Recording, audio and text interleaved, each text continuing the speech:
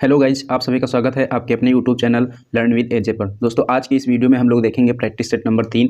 इससे पहले 2 practice set हो चुके हैं। अगर आप लोगों ने अभी तक उन प्रैक्टिस सेट को नहीं देखा है तो आप वीडियोज़ के सेक्शन में जाकर वो प्रैक्टिस सेट देख सकते हैं। तो आज का जो अपना प्रैक्टिस सेट रहेगा वह रहेगा प्रैक्टिस सेट नंबर 3। तो चलिए तो शुरू करते हैं आज के इस सेशन को और देखते हैं अपना आज का पहला प्रश्न।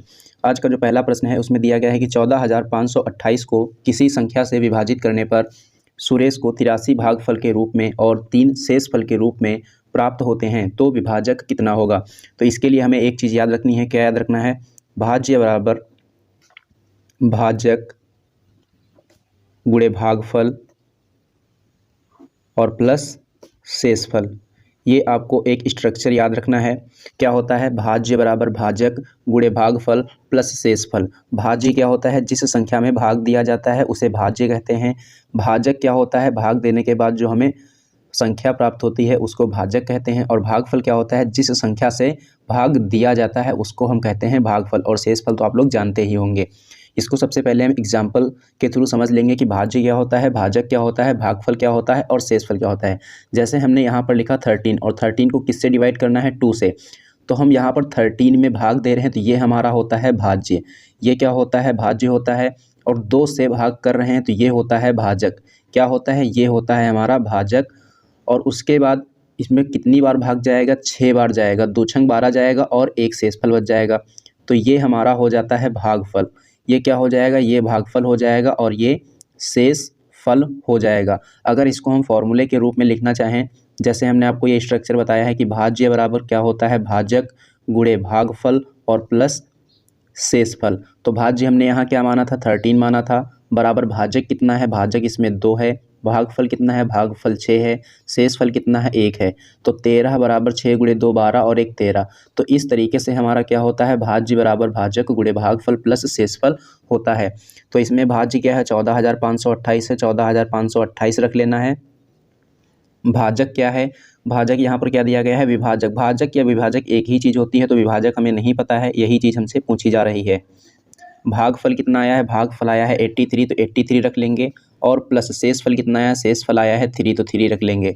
अब यहाँ पर आपका 14,528 है। इस 3 को इधर लेकर आएंगे तो ये माइनस में हो जाएगा और ये हो जाएगा आपका भाजक और गुणे 83।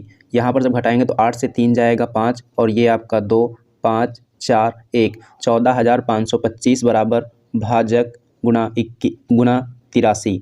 अब इसको हम लोग काट लेंगे। 83 से कितनी बार कटेगा? या 83 से कट जाएगा एक बार में। 83 से एक बार में कटेगा और शेषफल यहाँ पर कितना बचेगा? 5 से 3 जाएगा 2 बचेगा और 14 से 8 जाएगा तो 6 बचेगा, यानी यहाँ पर 62 बचेगा। 62 और 2 कितना हो जाएगा? ये हो जाएगा आपका 622। अब 622 में जब 83 से भाग देंगे तो कितनी बार जाएगा? ये कट जाएगा। 8 सते 56 और 8 अठे 64 होता है, यानी 8 अठे 64, यानी कि 640 हो जाएगा। ये ज़्यादा हो जाएगा तो कितनी बार जाएगा? 7 बार जाएगा। कितनी बार जाएगा? 7 बार। 8 कितनी बार जाएगा? 7 बार जाएगा। 3 सते 21 और 8 8 तियाँ 24 और 2 26। सॉरी, यहाँ पर कितनी बार जाएगा? यहाँ पर ये 7 बार जाएगा तो कितना हो जाएगा? 7 तियाँ 21, 21 का एक कैरी आएगा 2, 7 अठे 56 और 2 कितना हो जाएगा? 7 अठे 56 और 2 हो जाएगा 58, यानी कि 581। 2 से 1 जाएगा तो 1 बचेगा। 12 से 8 जाएगा तो 4 बचेगा। 5 से 5 जाएगा तो 0 बचेगा, यानी कि 41। और ये आपका अभी 5 बचा हुआ है। अब कितनी बार चला जाएगा? ये 5 बार चला जाएगा। तो हमारा भाजक निकल कर कितना आया है? हमारा जो भाजक निकल कर आया है वह निकल कर आया है 175। इसलिए इसका सही जवाब होगा ऑप्शन नंबर डी। वैसे जैसे ही हमने यहाँ पर बताया था कि ये 7 बार जाएगा, तो सेकंड नंबर पर 7 आया, तो सेकंड नंबर पर जो 7 है सिर्फ एक ही ऑप्शन में देखने को मिल रहा था। तो हम यहाँ तक भी डायरेक्ट बता सकते थे कि कौन सा सही इसका आंसर हो जाएगा। सही आंसर हो जाएगा इसका option number D. Question number 2 दिया गया है कि √150 माइनस √54 माइनस √24 का मान ज्ञात कीजिए। तो इसको कैसे हल करना है, चलिए इसको देख लेते हैं। यहाँ पर आपका √150 लिखा है, इसको आप क्या लिख सकते हैं? इसको हम लिख सकते हैं 25 गुणे 6। 25 गुणे 6 क्यों हमने लिखा? क्योंकि हमें 25 को बाहर लेना है अभी। जब हम 25 को बाहर लेंगे तो इसका वर्गमूल कितना होता है? 5, तो ये 5 इसका बाहर आ जाएगा। अब इसी प्रकार इसको हम क्या लिख सकते हैं? इसको हम लिख सकते हैं 9 गुणे 6। 54 को हम क्या लिख सकते हैं? 9 गुणे 6 लिख सकते हैं। ऐसे ही इसको हम क्या लिख सकते हैं? इसको हम लिख सकते हैं 4 गुणे 6। कितना लिख सकते हैं? 4 गुणे 6। अब 25 का वर्गमूल कितना होता है? 25 का वर्गमूल होता है 5 और √6 का कुछ भी नहीं होता है तो √6 रखेंगे। 9 का वर्गमूल कितना होता है? 3, √6 को वैसे ही रखेंगे। माइनस 4 का कितना होता है? 2 और √6 को ऐसे ही रखेंगे। अब यहाँ पर 5 √6 और 3 और 2 कितना हो जाएगा? 3 और 2 हो जाएगा 5 √6 अब 5√6 माइनस का है, 5√6 प्लस का है, दोनों कट जाएंगे तो आंसर आपका क्या आ जाएगा? आंसर आ जाएगा आपका 0। सही जवाब होगा option number C. Question number 3 में दिया गया है कि एक वृत्ताकार उद्यान की त्रिज्या 42 मीटर है। इसके चारों ओर दौड़ते हुए 8 चक्कर लगाकर तय की गई दूरी बताइए। जैसे यहाँ पर आपको क्या दिया गया है? एक वृत्ताकार उद्यान दिया गया है। क्या दिया गया है? एक वृत्ताकार उद्यान दिया गया है और इसकी आपको त्रिज्या कितनी दी गई है? इसकी आपको त्रिज्या दी गई है 42 मीटर। अब आपसे कहा गया है कि इसके चारों ओर दौड़ते हुए 8 चक्कर लगाकर तय की गई दूरी ज्ञात कीजिए। तो जैसे मान लीजिए कि हमने यहाँ से चलना शुरू किया, तो यहाँ से जब चलना शुरू किया और जब यहीं पर आ जाएंगे तो कितना चक्कर पूरा हो जाएगा? एक चक्कर पूरा हो जाएगा। और इस एक चक्कर की दूरी कितने के बराबर होती है? एक चक्कर की जो दूरी होती है, एक चक्कर की दूरी होती है आपकी वृत्त की परिधि के बराबर। किसके बराबर? वृत्त की परिधि के बराबर। एक चक्कर की दूरी निकालनी है तो हमें वृत्त की परिधि निकालनी होगी और वृत्त की परिधि क्या होती है? 2πr। लेकिन हमें कितने चक्कर की निकालनी है? 8 चक्कर की निकालनी है, तो इसमें हम 8 से गुणा करा लेंगे। अब इसको हल कर लेना है। 2 का 2 रहेगा, पाई का मान हमें 22/7 लेना है और त्रिज्या आपकी कितनी दी गई है? त्रिज्या 42 मीटर दी गई है, तो 42 मीटर रखना है गुणे 8। 7 से काटेंगे, ये 6 बार कट जाएगा। 22 गुणे 2 कितना होता है? 22 गुणे 2 होता है 44। 8 गुणे 6 कितना होता है? 48। अब हमें 48 में क्या करना है? 44 से गुणा करा लेना है। 4 8 32, 4 चौके 16 और 3 19। तो यहाँ पर कितना आ जाएगा? 2, 9 और 2 11, 9 और 1 10, 1 11, 1 और 1 2, 2112 कितना आएगा? 2112 सही जवाब हो जाएगा इसका ऑप्शन नंबर ए। तो 8 चक्कर अगर हम दौड़कर दूरी तय करते हैं, कितनी दूरी तय हो जाएगी? 2112 मीटर दूरी तय कर ली जाएगी। चलिए अब हम देखते हैं अपना अगला प्रश्न। अगला प्रश्न है प्रश्न नंबर 4। इसमें दिया गया है कि 5 के 3 क्रमागत गुणकों का योग 285 है, तो सबसे बड़ी संख्या ज्ञात कीजिए। तो यहाँ पर 5 के 3 क्रमागत गुणक हैं और उनका योग कितना है? उनका योग है 285। तो 5 का पहला गुणक हम क्या मान लेते हैं? जैसे कि 5 का हमने पहला गुणक माना x और इसका आगे वाला गुणक क्या माना? x + 5 और इसके पीछे वाला कौन सा गुणक हो जाएगा? x - 5। यानी यहाँ पर डिफरेंस कितने कितने का लेना है? 5 5 का डिफरेंस लेना है। तो यहाँ पर 5 के हमने 3 क्रमागत गुणक ले लिए हैं। कौन कौन से? x - 5, x और x + 5। अब आपको यहाँ दिया गया है कि इनका योग कितना है? 285 है। यानी ये जो हमारी संख्याएँ हैं, 3 संख्याएँ, और इनका योगफल कितना दिया गया है? 285 दिया गया है। आपसे पूछा गया है कि सबसे बड़ी संख्या ज्ञात कीजिए। तो यहाँ पर +5 से -5 कट जाएगा, x और x कितना हो जाएगा? 3x हो जाएगा और ये आपका बचेगा 285। 3 से काटेंगे, 3 9 27, 1 बचेगा, 3 5 15। x बराबर कितना आ जाएगा? x बराबर आ जाएगा 95। आपसे पूछा जा रहा है कि सबसे बड़ी संख्या ज्ञात कीजिए। तो सबसे बड़ी संख्या हमारी कौन सी है? सबसे बड़ी संख्या है x + 5। x का मान कितना आया है? 95 और ये 5 कितना हो जाएगा? ये आपका हो जाएगा 100। सही जवाब होगा इसका ऑप्शन नंबर बी। कौन सा हो जाएगा? बी। अगला प्रश्न है प्रश्न नंबर 5। इसमें दिया गया है कि 3 संख्याएं 3:5:7 के अनुपात में हैं और उनका ला शापा 420 है, उनका मा शापा ज्ञात कीजिए। तो यहाँ पर 3 संख्याएं दी गई हैं, उनका अनुपात दिया गया है 3:5:7 और उनका लासा दिया गया है कितना है? 420 और मासा आपसे पूछा जा रहा है। तो हमने बताया था आपको कि जब भी ऐसा अनुपात वाला सवाल आ जाए कि कुछ संख्याएं हमें अनुपात में पता हो और उनका लासा पता हो या फिर मासा पता हो, तो इसको हम कैसे करते हैं? जो हमें अनुपात दिया गया है और जो उनका मासा दिया गया है, अनुपात और उनके मासा का गुणनफल क्या होता है? अनुपात और उनके जो मासा का गुणनफल होता है वही हमारा क्या होता है? वही हमारा लासा होता है। तो अनुपात का गुणनफल कितना हो जाएगा? 3 × 5 × 7 और यहाँ पर मासा कितना दिया गया है? मासा आपको दिया गया है 420। सॉरी, मासा कितना दिया गया है? मासा आपसे पूछा जा रहा है, यानी कि मासा हमें नहीं पता है लेकिन लासा पता है। लासा कितना है? 420 है। अब इसको हम हल कर लेंगे। 7 से काटेंगे, 6 बार कट जाएगा। 5 से काटेंगे, ये 12 बार कट जाएगा। 3 से काटेंगे, ये 4 बार कट जाएगा। तो आपका मासा निकल कर कितना आएगा? मासा निकल कर आ जाएगा 4। तो सही जवाब इसका क्या होगा? इसका सही जवाब हो जाएगा ऑप्शन नंबर ए। जैसे इस पर आपको हम एक एग्जाम्पल और करवाना चाहते हैं तो उसको भी देख लेंगे। जैसे हमने इस पर एक एग्जाम्पल ले लिया कि हमारे पास कितनी संख्याएं हैं? हमारे पास 3 संख्याएं हैं और उन संख्याओं का जो अनुपात है कितना है? 4:5:7 है। कितना है? 4:5:7 है। और इन संख्याओं का जो मासा दिया गया है, वह दिया गया है आपको 7। आप हमें ये बताइए कि इनका लासा क्या होगा? तो मासा या लासा यहाँ से आपसे कुछ भी पूछा जा सकता है। जैसे इस प्रश्न में आपसे मासा पूछा गया था, लेकिन यहाँ पर क्या पूछा गया है? लासा। तो ऐसा प्रश्न करने के लिए हमने क्या बताया? जो हमें संख्याएं अनुपात वाली पता हैं उनका गुणनफल, यानी कि 4 × 5 × 7, और इसमें किसका गुणा करते हैं? मासा का गुणा करते हैं। और जब इसमें मासा का गुणा करते हैं तो हमें क्या प्राप्त होता है? लासा। क्या प्राप्त होता है? लासा प्राप्त होता है। तो 4 गुणे 5 कितना हो जाएगा 20, 20 गुणे 7 और मासा कितना दिया गया है 7। तो यहाँ पर 20, 7 गुणे 7 कितना हो जाएगा 49, 49 गुणे 2 कितना होगा 98। यानी इन तीनों संख्याओं का लासा कितना हो जाएगा, तीनों संख्याओं का लासा हो जाएगा 980। तो ऐसा प्रश्न आपसे अब जब भी पूछा जाए तो आप कभी भी गलत नहीं करेंगे। चलिए अब हम देखते हैं अपना अगला प्रश्न, प्रश्न नंबर 6। इस प्रश्न में आपसे पूछा जा रहा है कि यदि a अनुपात b बराबर 3/2 अनुपात 7/3 है और b अनुपात c बराबर 1/5 अनुपात 1/7 है तो a अनुपात b अनुपात c का मान ज्ञात कीजिए। तो यहाँ पहले इनको सरल रूप में लिख लेना है, यानी कि a अनुपात b बराबर कितना दिया गया है 3/2 दिया गया है और 7/3 दिया गया है। तो यहाँ पर क्या करना है, आपको यहाँ पर करा लेना है क्रॉस मल्टीप्लाई। 3 को 3 से गुणा कराएंगे 9 आ जाएगा, 7 को 2 से गुणा कराएंगे तो 14 आ जाएगा। यानी a अनुपात b बराबर कितना हो गया है 9 अनुपात 14 हो गया है। ऐसे ही हमें b अनुपात c को भी बदल लेना है। b अनुपात c बराबर कितना है 1/5 अनुपात 1/7। यहाँ पर भी क्रॉस मल्टीप्लाई करा लेना है। 7 को 1 से गुणा कराएंगे 7 आएगा, 5 को 1 से गुणा कराएंगे 5 आएगा। तो यहाँ पर a अनुपात b बराबर कितना है 9 अनुपात 14 है, b अनुपात c बराबर कितना है 7 अनुपात 5 है। हमसे पूछा गया है a अनुपात b अनुपात c का मान बताइए क्या होगा। तो इसको बताने के लिए हमें क्या करना है, a और b का लिखना है कितना है 9 और 14 है, तो 9 और 14 लिख लेना है। उसके बाद b और c का कितना है 7, 5 है, तो इसके नीचे से लिखना है b और c का कितना 7 अनुपात 5 लिख लेना है। अब क्या करना है हमको, यहाँ पर इसको इससे गुणा करा लेना है। 9 गुणे 7 कितना हो जाएगा, 9 गुणे 7 हो जाएगा 63। 14 गुणे 7 कितना हो जाएगा, 14 गुणे 7 हो जाएगा 98। 14 गुणे 5 कितना हो जाएगा, 14 गुणे 5 हो जाएगा 70। अब अगर ये अनुपात हमारा किसी संख्या से कट रहा है तो काट लेंगे। तो अगर जब इस अनुपात को हम देखते हैं कितना लिखा है 63 लिखा है, 98 लिखा है और 70 लिखा है। इसको 7 से काटेंगे 9 बार कट जाएगा। इसको 7 से काटेंगे 7 एकम 7, 7 चौके 28। इसको 7 से काटेंगे 7 एकम 7 और आपका 0। तो अनुपात कितना आ जाएगा 9 अनुपात 14 अनुपात 10। सही जवाब होगा इसका ऑप्शन नंबर बी। चलिए अब हम लोग देखते हैं प्रश्न नंबर 7। प्रश्न नंबर 7 में दिया गया है कि अगर चीनी का मूल्य 10% कम कर दिया जाए तो एक व्यक्ति 270 रुपये में 1 किलो ज़्यादा चीनी खरीद सकता है, तो चीनी का वास्तविक मूल्य बताइए क्या होगा। तो यहाँ पर आपको दिया गया है कि अगर चीनी का मूल्य 10% कम कर दिया जाता है तो हमें क्या करना है, ये जो मूल्य है इसको 10% कम कर देना है। 10% कम का मतलब क्या है 10 से 9, इसका मतलब क्या है 10 से 9। अगर हमें ऐसा कुछ दिया जाता है तो मूल्य का जो रेशियो होता है उसका उल्टा रेशियो होता है क्वांटिटी का।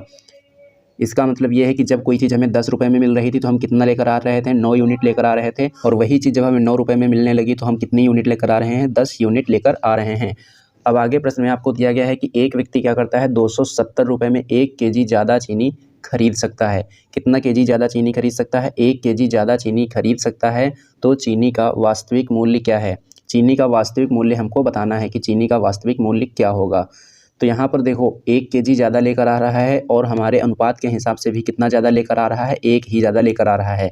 तो 1 बराबर 1 होगा, 10 बराबर 10 होगा। इसका मतलब ये है कि ये व्यक्ति जो है 270 रुपये में कितना केजी चीनी लेकर आ रहा है, 10 केजी चीनी लेकर आ रहा है। तो 1 केजी का मूल्य क्या हो जाएगा, 1 केजी का मूल्य हो जाएगा 27 रुपये। लेकिन हमारा जवाब ये नहीं है, हमारा जवाब क्या पूछा गया है, वास्तविक मूल्य पूछा गया है, ना कि घटा हुआ मूल्य। ये तो जब 27 रुपये मूल्य तब आया है जब हमारा क्या हुआ है 10% कम हो गया है, यानी कि 10 से 9 हो गया है। तो अब हमें क्या करना है 9 बराबर 27 रखना है। तो 1 बराबर कितना आ जाएगा, 1 बराबर आ जाएगा 3।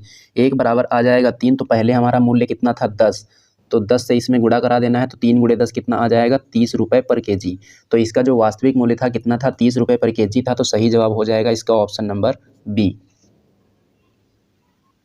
अगला प्रश्न है प्रश्न नंबर 8। इसमें दिया गया है कि ए ने एक वस्तु बी को 15% के लाभ पर बेची, बी ने उसे सी को 15% की हानि पर बेचा, सी ने डी को 15% के लाभ पर बेचा। यदि डी ने इसके लिए 8,993 रुपये का भुगतान किया तो ए के लिए वस्तु का क्रय मूल्य क्या था। तो जब भी ऐसा प्रश्न आता है सबसे आसान तरीका क्या है, यहाँ पर पूछा गया है ए के लिए क्रय मूल्य। तो ए के लिए क्रय मूल्य हमने कुछ भी नहीं माना, ए को हमने ए ही लिखा। अब ए ने क्या किया है, ए ने एक वस्तु को बी को 15% के लाभ पर बेचा है। 15% लाभ का मतलब है 100 + 15 यानी कि 115/100। अब ये बी को मिला है। अब बी ने क्या किया, बी ने इसे सी को 15% की हानि पर बेचा है। 15% हानि का मतलब क्या है 100 - 15 यानी कि 85। तो 85/100 लिख लेंगे। अब इस सी ने क्या किया है, सी ने डी को 15% के लाभ पर बेचा है।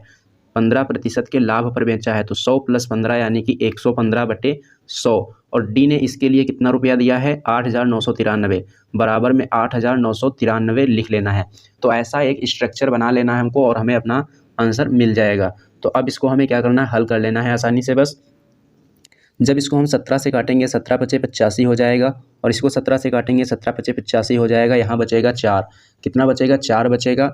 और ये कितना है, ये आपका हो जाएगा 9 यानी कि 49। तो 17 दूना 34 हो जाएगा, आपका बचेगा 15, 15 और 3 कितना है 153। तो 17 नवा कितना होता है, 17 नवा हो जाता है 153 हो जाता है।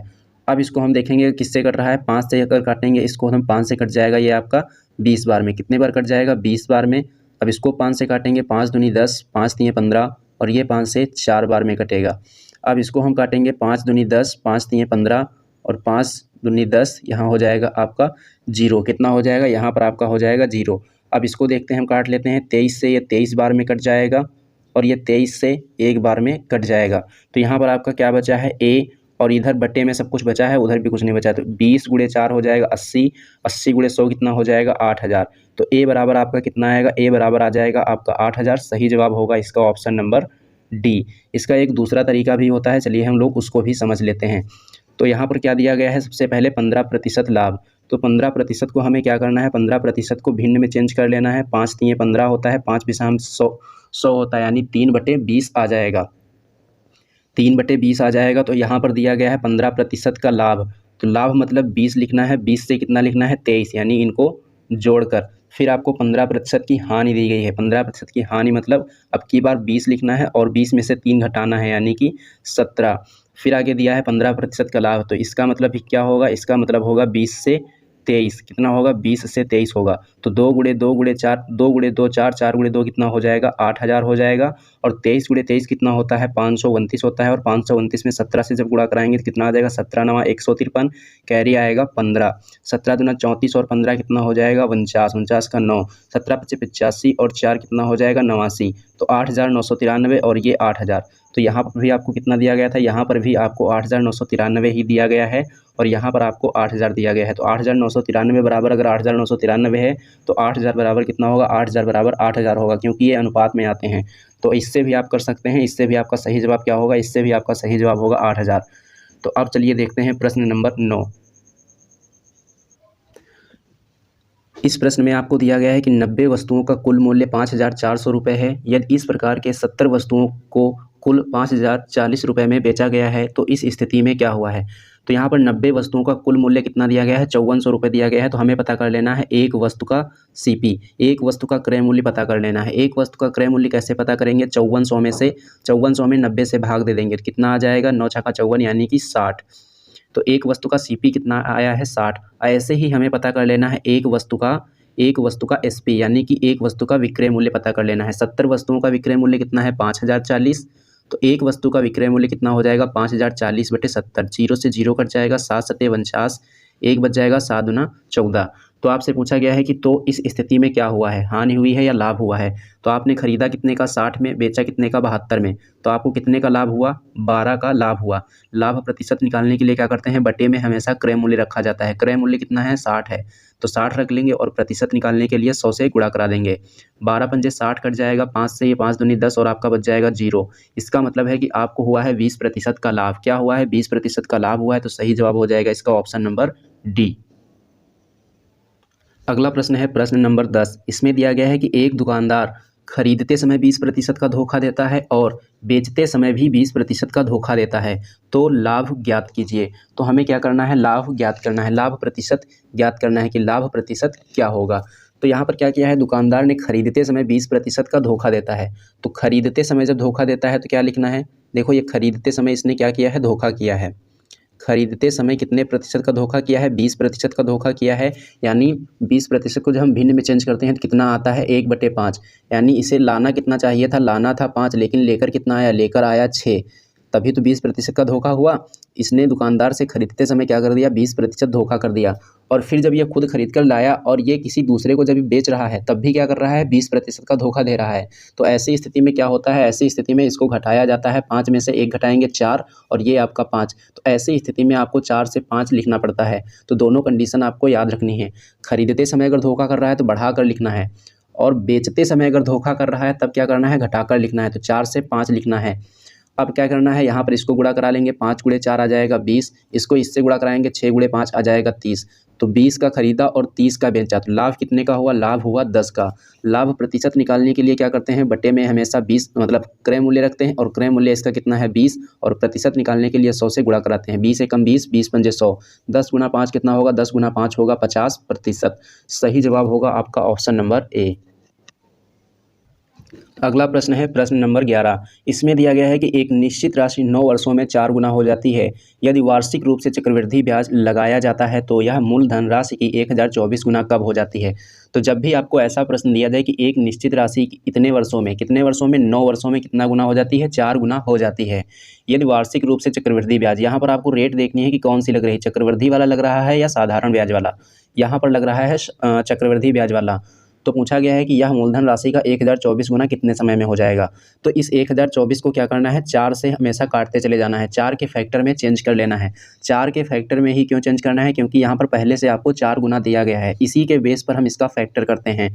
जब इसको हम 4 से काटेंगे, 4 दूना 8 हो जाएगा, 2 बचेगा तो 4 पंजे 20 हो जाएगा, फिर 2 बचेगा तो 4 छंग 24 हो जाएगा, फिर 4 से काटेंगे, 4 छंग 24 बचेगा, 1 4 चौको 16 हो जाएगा, फिर 4 से काटेंगे, 4 एकम 4, 4 छंग 24 यानी 16 बार में, 4 से काटेंगे 4 बार में कट जाएगा, 4 से काटेंगे 1 बार में कट जाएगा। तो यहाँ देखना है कि 4 कितनी बार आया है, तो 1 2 3 4 5, 4 कितनी बार आया है? 5 बार आया है। टाइम कितना दिया गया है? 9 वर्ष दिया गया है, तो इससे गुणा करा देंगे, आपका आंसर मिल जाएगा। कितना होगा? 45 ईयर्स यानी कि 45 वर्ष। जैसे इस पर आपको हम एक और प्रश्न देते हैं। जैसे हमने क्या कहा, जहाँ पर टाइम है यहाँ पर हमने टाइम मान लिया कितना? 17 वर्ष मान लिया। टाइम कितना माना हमने? टाइम हमने माना 17 वर्ष, और 17 वर्ष में यह कितना गुना हो जाता है? 3 गुना हो जाता है। इसी प्रश्न में हम आपको बता रहे हैं कि 17 वर्ष में कितना गुना हो जाता है? 3 गुना हो जाता है। तो आप हमें ये बताइए कि यह 243 गुना कब हो जाएगा? तो इसको हल करने के लिए हमें क्या करना है? 243 के कर लेना है फैक्टर, और 243 के जो फैक्टर करने हैं किस आधार पर करने हैं? 3 के आधार पर, क्योंकि यहाँ पर 3 गुना दिया गया है, तो इसको हमेशा 3 से ही काटना है, और वो संख्या हमेशा कटेगी भी उसी से, क्योंकि उसी हिसाब से ये प्रश्न ही बनते हैं। तो जब हम इसको 3 से काटेंगे तो ये 3 से 8 बार में और 3 से 1 बार में, फिर 3 से काटेंगे, 3 दूना 6 और 3 सते 21, फिर 3 से काटेंगे, 3 नवा 27, फिर 3 से काटेंगे, 3 तिया 9, फिर 3 से काटेंगे, 3 एकम 3, 3 कितनी बार आया? 1 2 3 4 5, 3 भी यहाँ कितनी बार आया है? 5 बार आया है, और टाइम कितना दिया गया है? 17 वर्ष। इन दोनों को गुणा कराएंगे तो कितना आ जाएगा? 85 वर्ष। तो अगर आपका ये प्रश्न आता है कि 17 वर्ष में 3 गुना हो जाता है तो 243 गुना कब होगा? तो 85 वर्ष में 243 गुना हो जाएगा। चलिए अब हम देखते हैं अपना अगला प्रश्न। अगला प्रश्न है प्रश्न नंबर 12। इसमें दिया गया है कि 20% और 10% की 2 सतत छूट की एकल छूट क्या होगी? तो जब भी ऐसा प्रश्न आता है कि 2 सतत छूट आपको दी गई हो और एकल छूट पूछी गई हो, तो इसके लिए क्या करना है? आपको याद रखना है a + b माइनस AB बटे में 100। अब यहाँ पर a और b क्या है? a और b आपकी ये छूट हैं, तो a की छूट कितना है? 20, और b कितना है? 10, माइनस a कितना है? 20, b कितना है? 10, और बटे में कितना है? 100।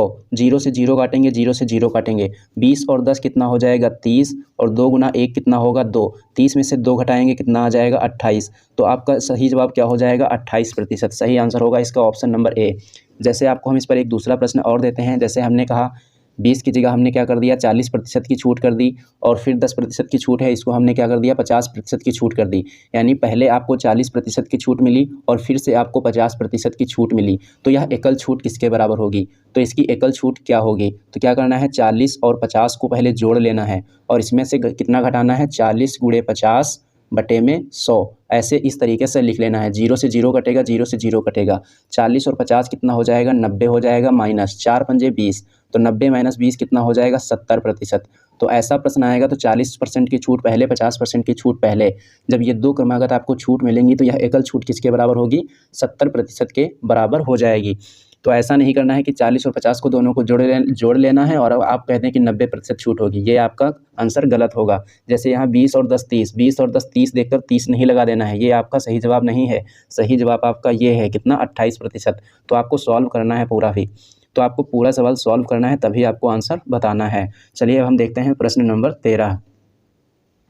प्रश्न नंबर 13 में दिया गया है कि 17/5 डिवाइड बाई 16/3 गुणा 56 minus 4 divide by 7/3 plus 8 minus 11 की गणना कीजिए। तो सबसे पहले इसको हमें क्या करना है? ये जो डिवाइड का चिन्ह है इसको हम गुणे में चेंज कर लेंगे, तो हमें हल करना आसान हो जाएगा।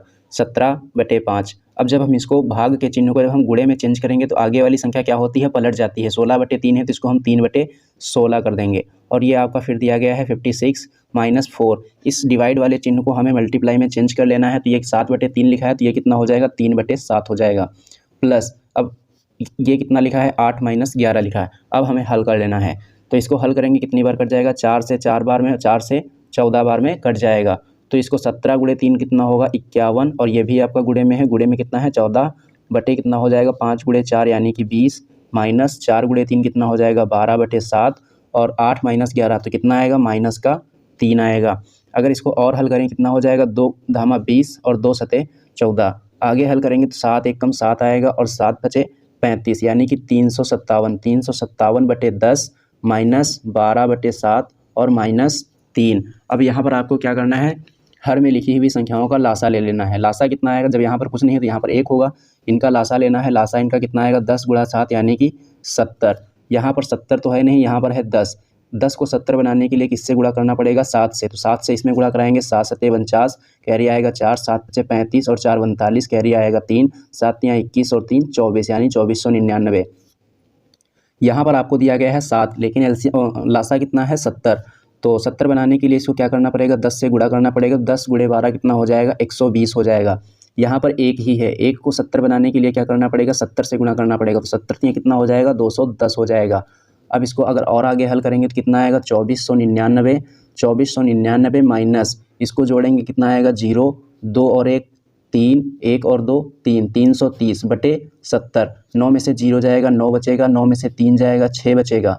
14 में से 3, 4 में से 3 जाएगा, 1 बचेगा और ये आपका 2 बचेगा और बटे में 70। तो सही जवाब क्या होगा, 2169/70। तो इसमें कौन सा ऑप्शन है, ऑप्शन नंबर बी। तो इनमें कैलकुलेटिव थोड़ा आ सकते हैं, तो आप इससे घबराएं नहीं, आपको आराम से हल करना है और हमारा प्रश्न हल हो जाएगा।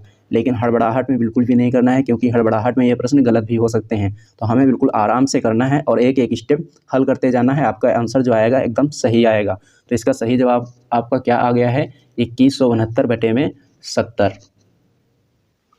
अब प्रश्न है प्रश्न नंबर 14। इसमें दिया गया है कि किसी धनराशि पर 10 वर्षों के लिए साधारण ब्याज मूलधन के 5% के बराबर है, तो यह धन कितने वर्षों में साधारण ब्याज मूलधन के बराबर हो जाएगा।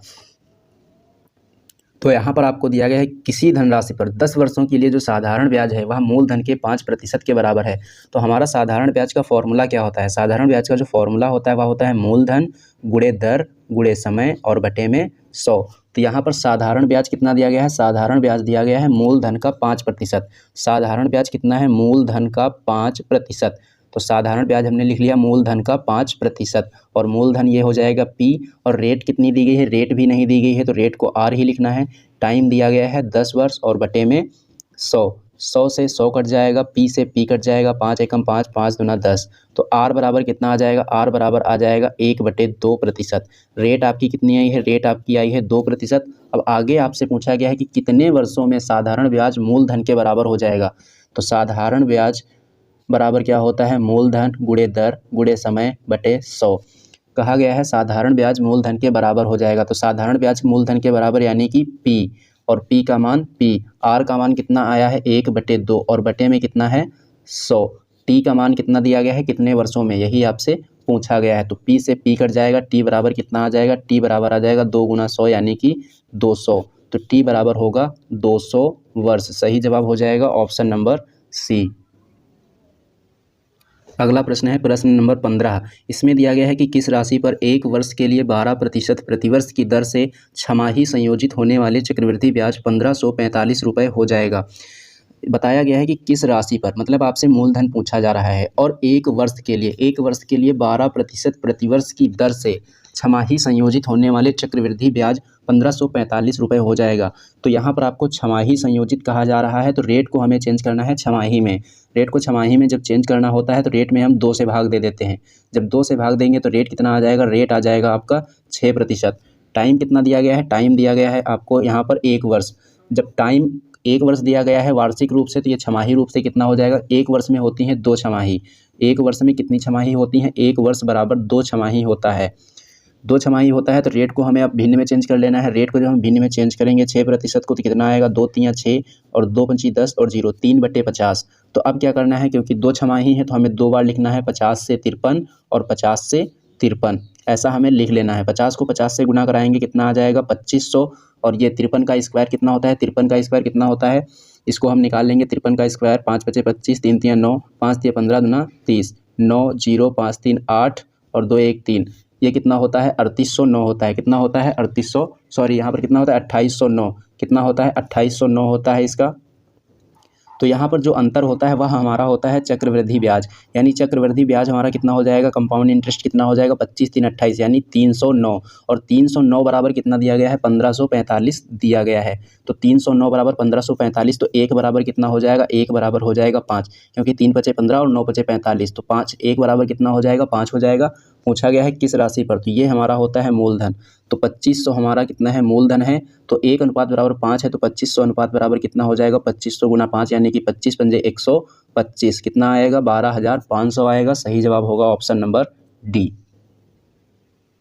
अगला प्रश्न है प्रश्न नंबर 16। इसमें दिया गया है कि यदि ए, बी और सी किसी कार्य को 6 दिनों में पूरा कर सकते हैं, यदि ए बी से 2 गुना जल्दी गति से और सी से 3 गुना जल्दी गति से किसी कार्य को कर सकता है, तो सी अकेला कार्य को पूरा करने में कितने दिन समय लेगा। तो यहाँ पर ए, बी और सी हैं और यह किसी कार्य को कितने दिनों में कर सकते हैं। जब ये तीनों मिलकर एक कार्य को करते हैं तो कार्य को कितने दिनों में समाप्त करते हैं, 6 दिन में समाप्त कर देते हैं। अब यहाँ पर आपको इनकी क्षमता का अनुपात दिया गया है। ए कितना है, ए बी से 2 गुना है, तो ए बी से 2 गुना है, तो ए बटे बी बराबर कितना हो जाएगा, 2/1 हो जाएगा, क्योंकि ए किससे 2 गुना है, बी से 2 गुना है।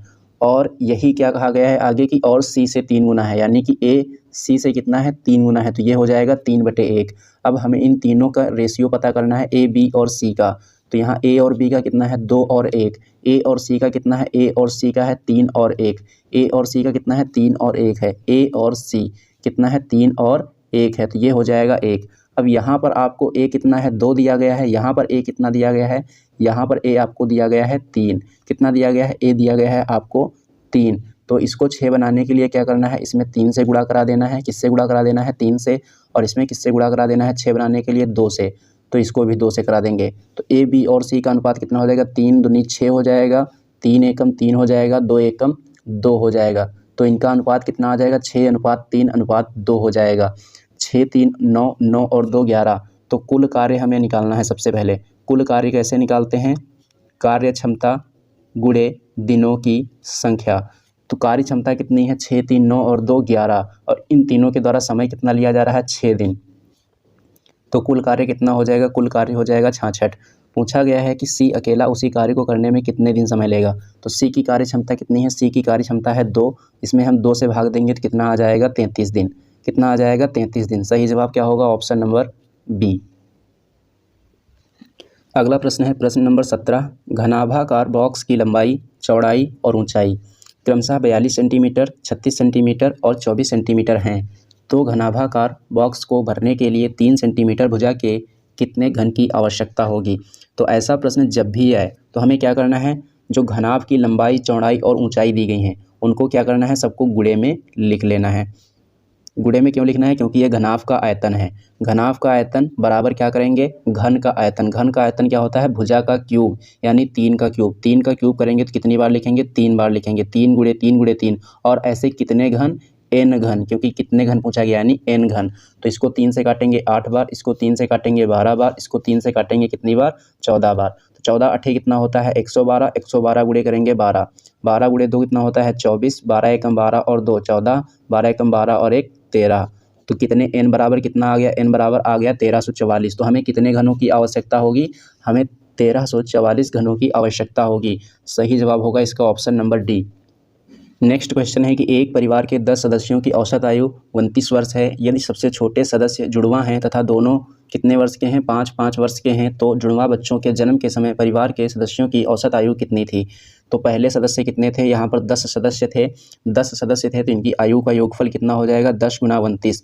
क्योंकि जब भी हमें योगफल पता करना होता है तो क्या करते हैं, नंबर ऑफ़ कैंडिडेट्स इंटू औसत इंटू एवरेज। तो नंबर ऑफ़ कैंडिडेट्स कितने हैं, 10, एवरेज कितना है 29, तो इनका योगफल कितना हो जाएगा, इनका योगफल हो जाएगा 290 वर्ष। कितना हो जाएगा, 290 वर्ष हो जाएगा। अब इसके बाद आपको क्या दिया गया है, यहाँ पर 2 छोटे सदस्य हैं और इन दोनों छोटे सदस्यों की आयु कितनी है, 5 वर्ष है। पूछा गया है इनके जन्म के समय बताइए कि इनकी औसत आयु कितनी थी। तो इनके जन्म के समय यानी 5 वर्ष पहले इनका तो 5-5 वर्ष घटेगा ही, बाकी कैंडिडेट्स जितने हैं उनका भी 5-5 वर्ष घटेगा। तो कैंडिडेट्स कितने हैं, 10, और ये कितने वर्ष के, 5-5 वर्ष के हैं, तो 5 गुना 10 कितना हो जाएगा, 50। 50 को घटा देंगे तो कितना आ जाएगा, 240। अब यहाँ पर ये 2 छोटे कैंडिडेट तो हैं नहीं, ये जो जुड़वा सदस्य थे ये तो है नहीं। क्या पूछा गया है, परिवार के सदस्यों के जन्म के समय का पूछा गया है, मतलब अभी इनका जन्म नहीं हुआ है। तो उस समय कैंडिडेट परिवार में कितने होंगे, सिर्फ और सिर्फ 8 होंगे। तो इसमें हमें 8 से डिवाइड कर देना है, कितनी बार जाएगा, 8 3 = 24 और ये आपका 0।